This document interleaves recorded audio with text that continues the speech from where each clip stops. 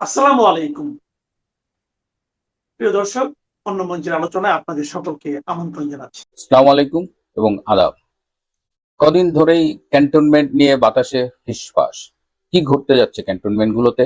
ঢাকা ক্যান্টনমেন্টে গত পরশুদিন রাত 8টা থেকে কেন রেড অ্যালার্ট জারি হলো? যে ক্যান্টনমেন্টের বিষয়ে নানা রকমের কথা শোনা যাচ্ছে। গত পরশুদিন হঠাৎ করে সকালে একটা ফেসবুক স্ট্যাটাস দেখলাম যে গুলির শব্দ শোনা যাচ্ছে। তিনি বাস করেন মিরপুর এলাকায়।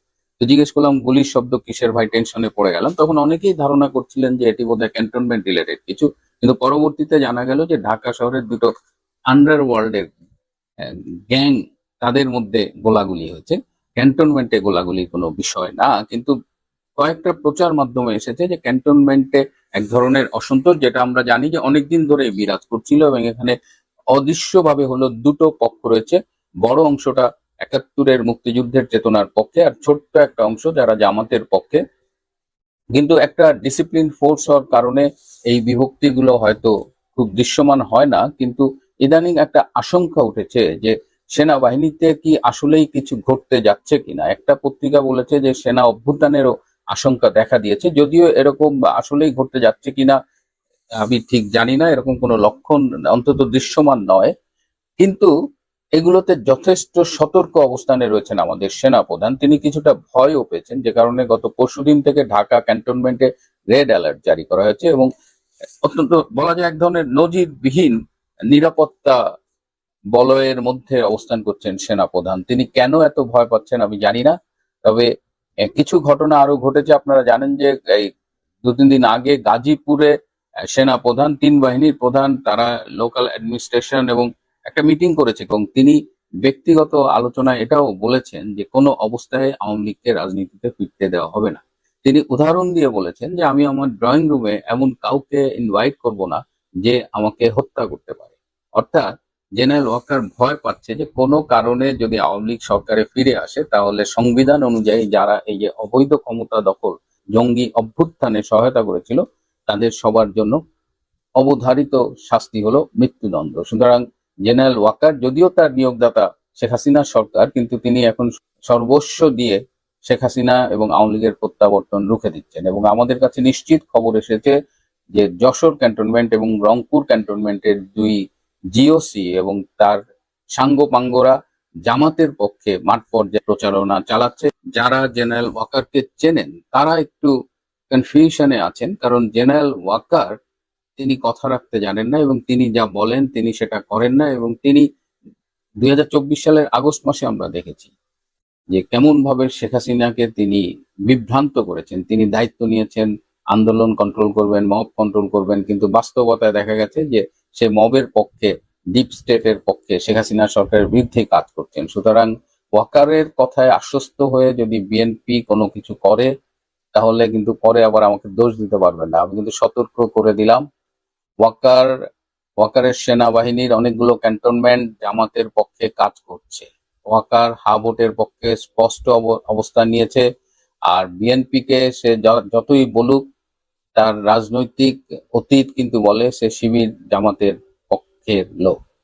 সুতরাং এই অবস্থায় বিএনপি কে খুব সতর্ক হতে হবে, না হলে কিন্তু আম ছালা সব চলে যেতে পারে। আমরা ইতিমধ্যেই জানি সবাই যে বাংলাদেশের রাষ্ট্রপতি মোহাম্মদ শাহাবুদ্দিন পদত্যাগ করেছেন। এখন নতুন কাকে রাষ্ট্রপতি করবেন, নাকি ভারপ্রাপ্ত যিনি আছেন তিনি থাকবেন, সেটি এখনো পরিষ্কার নয়। যদিও সরকারি যে গেজেটে তাকে ভারপ্রাপ্ত রাষ্ট্রপতি হিসেবে উল্লেখ করা হয়নি, মেজর হাফিজউদ্দিন আহমেদ যিনি স্পিকার ছিলেন। তো এই যে রাষ্ট্রপতি শাহাবুদ্দিনকে এমন একটা সময় সরিয়ে দেয়া হলো, বলা হচ্ছে বাংলাদেশ আওয়ামী লীগের সভানেত্রী কিংবা যিনি এখনো যার পদত্যাগপত্র দেখানো যায়নি সেই প্রধানমন্ত্রী শেখ হাসিনার দেশে ফেরা ঠেকানোর জন্য যতগুলো কৌশল সরকার বা ডক্টর ইউনূস গং তারা আরোপ করার চেষ্টা করছে, তার মধ্যে খুবই গুরুত্বপূর্ণ একটি কৌশল শাহাবুদ্দিনকে রাষ্ট্রপতি পদ থেকে সরিয়ে দেয়া।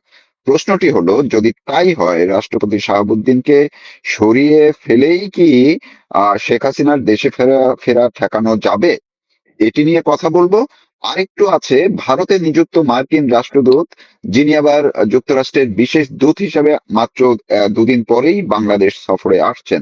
আপনি আমার ভূমিকাটুকু শুনেছেন এবং দুটি বিষয় মূলত আপনার কাছ থেকে একটু আপনার পর্যবেক্ষণ বা বিশ্লেষণ যাই বলে শুনতে চাচ্ছি। প্রথম হচ্ছে, এই শাহাবুদ্দিনকে রাষ্ট্রপতি পদ থেকে সরানোতেই কি পথ পরিষ্কার হয়ে গেল কিনা বিএনপি বা ডক্টর ইউনূস, অর্থাৎ যারা শেখ হাসিনাকে ঠেকাতে চায় দেশে ফেরার? আর পরের অংশে আপনি একটু পর্যবেক্ষণ তুলে ধরবেন সার্জিও বোরের বাংলাদেশ সফর নিয়ে। আপনি শুরু করুন আপনার মতো করেই। রাষ্ট্রপতি শাহাবুদ্দিন চুপ্পুকে সরিয়ে শেখ হাসিনার দেশে ফেরার ব্যাপারটা কি করে ঠেকানো যাবে, এই ব্যাপারে আমি খুব একটা পরিষ্কার ধারণা আমার, আমি বলবো যে আমি ঠিক খুব পরিষ্কার দুটো ব্যাপারকে লিঙ্ক করতে পারছি না। তার কারণটা হচ্ছে, শেখ হাসিনা যদি দেশে ফেরেন, এটার সাথে রাষ্ট্রপতি তার পদে থাকা না থাকা, আবার কে রাষ্ট্রপতি, সেটা তো খুব কাউন্ট করছে না। এটা বাংলাদেশ সরকারের সিদ্ধান্ত যে ওনাকে গ্রহণ করবে, ওনাকে গ্রহণ করলে ওনার সাথে কি ধরনের কি করা হবে, ওনাকে সঙ্গে সঙ্গে গ্রেপ্তার করা হবে, বা যেরকম কিছু কিছু মহল থেকে দাবি উঠছে যে ওনাকে ফাঁসি দিতে হবে, মানে এটা সরকারের ব্যাপার। আমার মনে হয় না এতে রাষ্ট্রপতির কোনো একটা বিরাট ভূমিকা আছে। রাষ্ট্রপতি থাকলেও, চুপ্পু সাহেব যদি রাষ্ট্রপতি থেকেও যেতেন, চুপ্পু সাহেবের কি খুব একটা কিছু করার ছিল? মানে গভর্নমেন্টের শেখ হাসিনা পলিসি কি হবে, how they will deal with Sheikh Hasina, এই ব্যাপারে চুপ্পু সাহেবের যে মানে ক্ষমতা, এই সরকারি গতিবিধির উপর প্রভাব ফেলার কতটা ক্ষমতা, এই ব্যাপারে আমার যথেষ্ট সন্দেহ আছে। আমার মনে হয় না খুব একটা। কিন্তু রাষ্ট্রপতিকে সরিয়ে দীর্ঘদিন কোনো রাষ্ট্রপতি থাকবে না, অ্যাক্টিং প্রেসিডেন্ট, এইটাও বোধহয় কনস্টিটিউশনালি নানা রকম সমস্যা আছে। হাফিজ সাহেবকে যদি পুরোপুরি রাষ্ট্রপতি হিসেবে সামনে প্রজেক্ট করে BNP, that is a different issue. এবং সেখানে অবভিয়াসলি বিএনপির মেজরিটি আছে পার্লামেন্টে, তারা হয়তো ওনাকে জিতিয়েও আনতে পারবেন। আপনি যেহেতু দাদা এই শাহাবুদ্দিনকে সরানো এবং শেখ হাসিনার ফেরানো আটকানো লিঙ্কটা নিয়ে একটু আপনার জায়গা থেকে একটু সংশয় প্রকাশ করেছেন, কিন্তু আপনি নিশ্চয়ই জানেন যে এই বিএনপি এনসিপি তারা বলে বেড়াচ্ছে যে রাষ্ট্রপতি শাহাবুদ্দিন যখন লন্ডনে গেছেন তিনি নাকি শেখ হাসিনার সঙ্গে ফোনে কথা বলেছেন, যদিও শাহাবুদ্দিন নিজে আবার সেটি অস্বীকার করেছেন। এবং এই ইস্যুটি তারা সামনে এনে এখন তার বিচার দাবি করছে, এমনকি তার ফাঁসিও দাবি করে ফেলেছে কেউ কেউ শাহাবুদ্দিনের।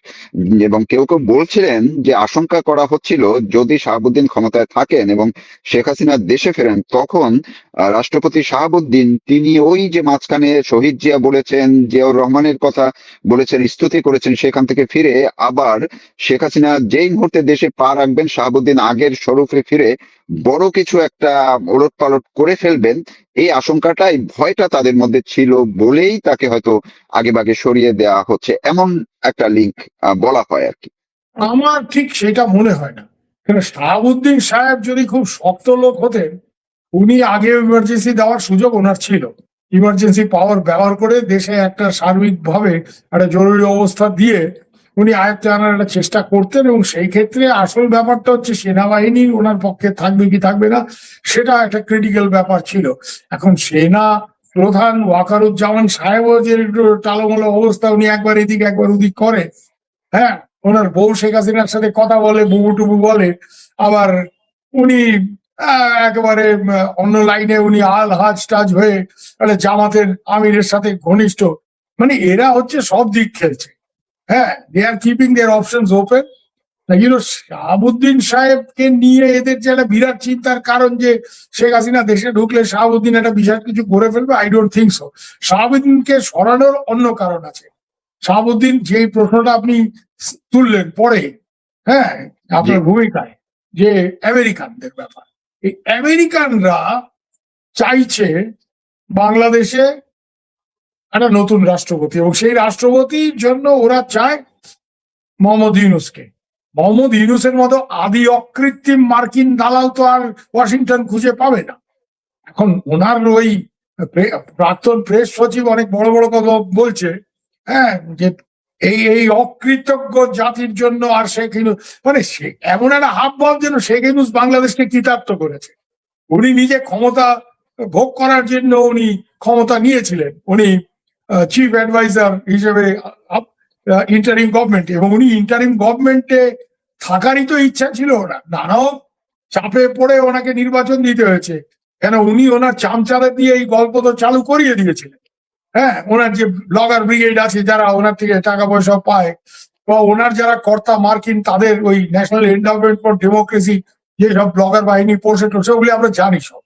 তো এর জন্য এবং ব্লগার কেন, আমরা তো মাহফুজ আনামকেও তো দেখলাম ডেইলি স্টারে একদম আকুতি জানিয়ে এডিটোরিয়াল, স্পেশাল এডিটোরিয়াল লিখে ফেললেন তিনি যেন পদত্যাগ না করেন, যখন আগের বার তিনি পদত্যাগের একটা নাটক করেছিলেন সেই সময়। তাকে রাখার জন্য তো তারা মরিয়া হয়েছিলেন, এখনো আছেন। না না, এরা সবই ঘুরে ফিরে এদের ঠিকই ওয়াশিংটনে বাঁধা। এরা আমেরিকান ডিপ স্টেটের বিভিন্ন ক্যাটাগরির এজেন্ট, আপনি বুঝতে পারছেন তো? মানে first rate agent, second rate agent, কে কতটা ক্ষমতাবান, কাকে দিয়ে কতটা আমেরিকান পারপাস সার্ভড হবে, আমেরিকানরা এইসব এজেন্ট গ্রেডিং করে। ইন্টেলিজেন্সে this is a well known practice, যে সে A plus agent, A minus agent, এইসব ব্যাপারটা আবার আছে। ইউনুস হচ্ছে একদম ওদের সব থেকে ট্রাস্টেড লোক, কারণ ইউনুসকে সেই 70-এর দশকের শেষ থেকে আমেরিকানরা নার্চার করেছে, বিল্ড আপ করেছে। হ্যাঁ, উনি ওই দেশে পিএইচডি করেছেন, এমন কিছু বিশাল পিএইচডি, যাই হোক তার মধ্যে আমি যাচ্ছি না। মানে I don't think very highly of Yunus as an academic or a researcher, কিন্তু he is a very good businessman. মালটা কোথায় আছে খুব ভালো চেনে, এবং সেটা কি করে কি ফিটিং করতে জানে, এবং তার জন্য উনি ওনার মাথা বিক্রি আরো অনেক কিছু বিক্রি করতে উনি গেছে, সেটা আমরা জানি। প্রশ্নটা এখানে একটাই, যে আমেরিকানস আর ভেরি কি, ওরা একটা ব্যাপারে খুব শঙ্কিত হয়ে পড়েছে ফারুক ভাই, যেটা আমি জানি, I know it for a fact, and that is এই তারেক সাহেব যে চীনে গেলেন, মালয়েশিয়া হয়ে চীনে গেলেন, মালয়েশিয়াটা তো কোনো না, আসল হচ্ছে চায়, এবং চায়না যে 10-12টা বড় প্রজেক্ট করার অঙ্গীকার করেছে, এবং স্পেসিফিকলি কোন প্রজেক্টে কত লগ্নি করবে সেগুলিও স্পেসিফাই করেছে। তার মধ্যে আপনি দেখবেন যে অনেকগুলি বড় বড় পোর্ট প্রজেক্ট আছে, যেমন মংলা বন্দরটা তারেক গভর্নমেন্ট পুরোপুরি চায়নার হাতে দিয়ে দিচ্ছে, ওখানে $650 মিলিয়ন ইনভেস্টমেন্টের কথা বলা হয়েছে। পায়রাতেও প্রজেক্ট হচ্ছে, আনোয়ারা যেটা চিটাগাঙে। তার মানে কি? তার মানে যে চাইনিজদের একটা বঙ্গোপসাগরে ভালো রকম এন্ট্রি হবে, তার কারণ এখন তারেক সাহেব চীনে, চাইনিজরা এটা পরিষ্কার করেই বললো যে চায়না মায়ানমার ইকোনমিক করিডোর যেটা আছে, যার থ্রু দিয়ে চায়না বঙ্গোপসাগরে ঢোকার একটা রাস্তা পায়, এই করিডোরটা এখন বাংলাদেশে এক্সটেন্ড করতে হবে। This is a Chinese Jio political move. এটা আপনাকে, এটা ভূ রাজনৈতিক একটা বড় রকমের চাল চীন দিয়েছে দাবার বোর্ডে। এটাতে আমেরিকানরা খুব শঙ্কিত। কেন?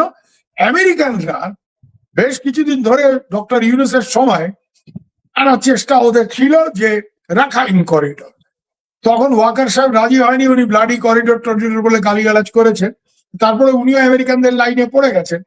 হ্যাঁ, পড়ে গেছেন কারণ ওনার নিজের চাকরি বাঁচানোর ছিল। তো যাই হোক, এখানে যেটা ব্যাপার, যে এখানে আপনার আমেরিকানরা ওই রাখাইন করিডোর মানে চিটাগাং কক্সবাজার অঞ্চল থেকে মায়ানমারের রাখাইন প্রদেশ, যেটা একসময় আরাকান প্রদেশ ছিল, ওই করিডোরটা আমেরিকানরা চাইছে। ওখান দিয়ে আমেরিকানরা ব্যাপকভাবে অস্ত্র শস্ত্র বিভিন্ন মায়ানমারের বিদ্রোহী গোষ্ঠীদেরকে দিয়ে ওরা চাইছে যে মায়ানমারে এরা অঘটন ঘটাবে। মায়ানমারের যে মিলিটারি সরকার, যেটা এখন অবশ্য ওখানে ইলেকশন হয়েছে, যে মিলিটারি ডিক্টেটর ছিল সে নিজের রাষ্ট্রপতি হয়ে গেছে, তাই সেনাবাহিনী মায়ানমার কন্ট্রোল করে। ওরা চীনের পকেটে, ওরা একদম চাইনিজ মানে স্টুজ বলতে পারে। ওদের মানে ওইখানে আমেরিকার জিওপলিটিক্যাল স্ট্র্যাটেজিটা হচ্ছে যে মায়ানমারে এই মিলিটারি গভর্নমেন্টকে বেকায়দায় ফেলে প্রয়োজনে মায়ানমারে 2-3টে স্টেট মানে যাতে হয় স্বাধীন রাজ্য, আরাকান স্বাধীন প্রদেশ, কাচিন টাচিন, এগুলি। এখানে ওদের অন্য অনেক ব্যাপার আছে, ক্রিটিক্যাল মিনারেলস যেগুলি হচ্ছে রেয়ার আর্থ বলে, ওইসবের বিরাট খনি মায়ানমারে, ওগুলি আমেরিকা নিজের কন্ট্রোলে আনার চেষ্টা করছে। এবং মেইনলি চাইনিজদের যে আউটলেট ইন্টু বে অফ বেঙ্গল, এবং বে অফ বেঙ্গলে চাইনিজরা ঢুকতে পারলেই কিন্তু ভারত মহাসাগরে তারা ঢুকতে পারবে। কারণ চায়নার ব্যাপারটা আপনি দেখুন, চায়না খুব বড় মিলিটারি পাওয়ার, ইকোনমিক পাওয়ার, কিন্তু চায়না মানে ভূগোল চায়নার প্রতি অতটা, geography is not very kind to China. চায়নার যে উপকূল, এটা খুব ছোট উপকূল এবং পূর্ব এশিয়ার দিকে, বুঝতে পেরেছেন? এই জন্য চায়নার বরাবরই একটা strategy land to sea access. Xinjiang দিয়ে ভারত মানে পাকিস্তানের যে অধিকৃত কাশ্মীর, সেটা দিয়ে ওরা বালুচিস্তানে গোয়াদার বন্দর করেছে, যাতে ওখান থেকে আরব মহাসাগরে ওরা ঢুকতে পারে, এবং ইন্ডিয়ান ওশান। এই দিক দিয়ে ওরা চায়না মায়ানমার দিয়ে একটা করিডোর করেছে, দুটো এই parallel corridor, land to sea corridor. এগুলি হচ্ছে চায়নার ভারত মহাসাগরে ঢোকার মেইন পথ, এটা আমেরিকানরা ব্লক করতে চায়। তো এর মধ্যে বাংলাদেশ ফেসে গেছে। কেন? ইউনূস সাহেব বাংলাদেশকে বিপদে ফেলে দিয়েছে। ইউনূস সাহেব মোটামুটি উনি ক্ষমতায় থাকা অবস্থায় আমেরিকানদের একটা বুঝিয়ে গেছিলেন যে রাখাইন করিডোর করা যাবে, ওয়াকার একটু ঝামেলা করছে, সেনাবাহিনী ঝামেলা করছে, but if the president who is the supreme commander of the arm forces, এটা বোঝার চেষ্টা করে যে রাষ্ট্রপতি হচ্ছে সর্বাধিনায়ক সেনাবাহিনী, এই রাষ্ট্রপতি যদি আমাদের লাইনের লোক হয়, তো আমেরিকানদের সেটা বুঝিয়েছে যে রাষ্ট্রপতি লাইনের লোক হলে সেনাবাহিনীও লাইনে পড়ে যাবে, লাইনে পড়তে বাধ্য হবে। Supreme commander, president is the supreme commander of the arm forces, এটা ইন্ডিয়াতেও তাই, বাংলাদেশেও তাই। এই জায়গাতে এখন এই চুপ্পু সাহেবকে সরানোর মেইন খেলাটা হচ্ছে আমেরিকানদের খেলা। রিমুভ দিস প্রেসিডেন্ট, সে শেখ হাসিনার লোক, সে আমাদের কথা সঠিকভাবে শুনবে না, সে নানা রকম কায়দা কানুন করবে, ওকে সরাও। এবং সরিয়ে এই যে আপনি বললেন সার্জিও গোর ওখানে যাবে, তো সার্জিও গোরের আগে আরেকটা লোক ওখানে ঢুকে পড়েছে, সেটা আপনি জানেন? সে সিআইএ সাবেক একজন, জি সাবেক, কিন্তু সে সাবেক হলেও সে এখনো তো কর্মরত। কেমন কর্মরত জানেন? সে একটা সিকিউরিটি এজেন্সি চালায়, যার এবং সিআইএ আজকাল আপনি জানবেন যে অনেক জায়গাতেই এই ডিফেন্স কন্ট্রাক্টটা এই ধরনের যে প্রাইভেট সিকিউরিটি অর্গানাইজেশনকে সামনে রেখে ওরা কাজ করে। যেসব অর্গানাইজেশন চালায় মূলত তাদেরই প্রাক্তনী অফিসাররা, যাদের সারা পৃথিবী সম্বন্ধে জ্ঞান আছে। এবং এই যে লোকটা যে গেছে ওখানে, জেনারেল হ্যামিল্টন, এর বউ কিন্তু বাংলাদেশে, বাংলাদেশের ক্রিশ্চিয়ান লোরে। হ্যাঁ, আপনি আগের রিপোর্ট দেখুন, এই লোকটা যখন সিআইএ তে কাজ করে, জামাইকা স্টেশন চিফ, তখন জামাইকার যে অ্যাম্বাসেডর, তার কাছে এর বউ নালিশ করে যে সে আমাকে মারধর করেছে, এই করেছে, মানে ওয়াইফ বিটিং, মানে বউ পেটানোর অভিযোগ এই জেরাল্ডের বিরুদ্ধে। এবং তার সেই বাংলাদেশি বউ সেসব নালিশ টালিশ, তারপরে তাদের ডাইভোর্স, অনেক গোলমাল হয়। প্রশ্ন হচ্ছে এই লোক বাংলাদেশ জানে, এই লোক দক্ষিণ এশিয়াতে কাজ করে যাওয়া লোক, এবং এর যে ডিফেন্স এজেন্সি যেটা আছে ওটাকে সামনে রেখে আমেরিকা এখানে ইন্টেলিজেন্স অপারেশন চালাতে প্রস্তুতি নিয়েছে। যেমন ওদের আরেকটা এরকম লোককে মায়ানমারের ভিতরে ঢুকিয়ে ওখানকার গেরিলা বাহিনীগুলিকে ট্রেনিং দেওয়া হচ্ছিল, হ্যাঁ, ম্যাথিউ ভ্যান ডাইক। তার অর্গানাইজেশনটা কি? Sans of liberty. তো সে লিবিয়াতে গাদ্দাফির বিরুদ্ধে যুদ্ধ করেছে, সে সিরিয়াতে যুদ্ধ করেছে এই আসাদ গভর্নমেন্টের বিরুদ্ধে। মানে যেখানে সিআইএ একটা গোলমাল পাকিয়ে সরকার পতন ঘটাতে যাচ্ছে, সেখানে ম্যাথিউ ভ্যান ডাইক। এখন মায়ানমারও সেটা তারা চাইছে, ম্যাথিউ ভ্যান ডাইক বার্মাতে ঢুকে, মায়ানমারে ঢুকে ওইসব বিভিন্ন গেরিলা গোষ্ঠীতে ট্রেনিং করে যখন ফিরে আসছিল উত্তর পূর্ব ভারত দিয়ে, মারুফ ভাই তাকে ইন্ডিয়ানরা অ্যারেস্ট করে, এবং আমেরিকানদের শত চাপ সত্ত্বেও ইন্ডিয়ানরা তাকে ছাড়ছে না, তাকে জেলে ঢুকে রেখেছে। এতে ইন্ডিয়ার উপর বেজায় নাখুশ হয়েছে আমেরিকা। ট্রাম্প সাহেব এবং তার যারা ওইসব গোয়েন্দা যারা গোলমাল পাকায় পৃথিবীর সবখানে গিয়ে, তারা ইন্ডিয়ার উপর খুব নাখুশ। এই জন্য আমাদের সাথে নানা রকম তারা গোলযোগ করছে, শুল্ক বাড়ানোর হুমকি দিচ্ছে, এটা করছে ওটা করছে। যাই হোক, তার মধ্যে আমি যাচ্ছি না, কিন্তু বাংলাদেশের গুরুত্বটা এই কারণেই আমেরিকার কাছে যে ইন্ডিয়া ওদের সাথে মায়ানমারের ব্যাপারে কোঅপারেট করছে না, কারণ ইন্ডিয়া আমেরিকার মতো মায়ানমার ভেঙে যাক 2-3টে রাষ্ট্র, এটা চায় না। এখানে ইন্ডিয়ার সাথে চীনের স্বার্থ এক জায়গায়। আমরা ইন্ডিয়া এবং চায়না দুজনেই চাই যে মায়ানমার একটা ইউনাইটেড স্টেট হিসেবে, মানে একটা রাষ্ট্র হিসেবে ওটা টিকে থাকুক। ওটা 2-3 ভাগ হয়ে এখানে আবার একটা সিভিল ওয়ার, একটা গোলযোগ গোলমাল, এটা আমরা চাই না। ইন্ডিয়াও চায় না, এটা চায়নাও চায় না। ইন্ডিয়া হয়তো চায়নার বেশি প্রভাব ওখানে বেড়ে যায়, সেটা আটকাতে চায়, তাই বলে আমেরিকানরা এখানে ঢুকে গোলযোগ পাকাবে, এখানে একটা ক্যাওস হবে, এটাও ইন্ডিয়া চায় না। আর আরেকটা জিনিস মনে রাখবেন, ইন্ডিয়ার মেইন মায়ানমারের দুটো বিরাট স্বার্থ আছে, দুটো কানেক্টিভিটি প্রজেক্ট।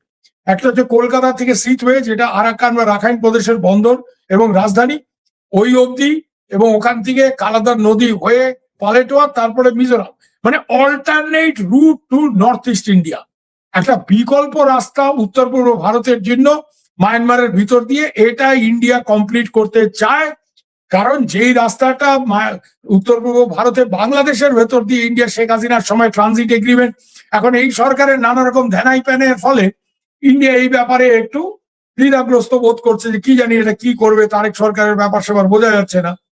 তো এর জন্য ইন্ডিয়া চাইছে ওই কালাদান মাল্টিমোডাল প্রজেক্ট কমপ্লিট করতে। তো ইন্ডিয়া কোনো অবস্থায় চায় না যে মায়ানমার একটা বিরাট কেওয়াস হোক, এবং এই কেওয়াস হয়ে মায়ানমার 2-3টে রাষ্ট্রে ভেঙে যাবে, আর আমেরিকানরা যেটা চায়। সো এখানে ইন্ডিয়া এবং America they are not in line, এবং এর জন্য দেখবেন যে আমাদের টাইট দেওয়ার জন্য আমেরিকানরা আমাদের এই রকে জড়িয়ে কিছু কেস টেস, যে রয়ের অফিসাররা ওই শিখ লিডারকে মারার ষড়যন্ত্র করছিল, এখানে আমাদের যিনি নিরাপত্তা উপদেষ্টা ন্যাশনাল সিকিউরিটি অ্যাডভাইজার অজিত ডোভালের নামে সমন এসছে।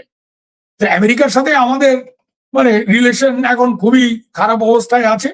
এর জন্যই বাংলাদেশের গুরুত্ব। এখন বাংলাদেশে যদি এই করিডর চীন যেটা করতে চাইছে এটা আমেরিকাকে আটকাতে হয়, তাহলে রাষ্ট্রপতি ওদের জন্য খুব ইম্পর্টেন্ট। কেন ওরা তারেক সাহেবের উপর ভরসা করতে পারছেন না।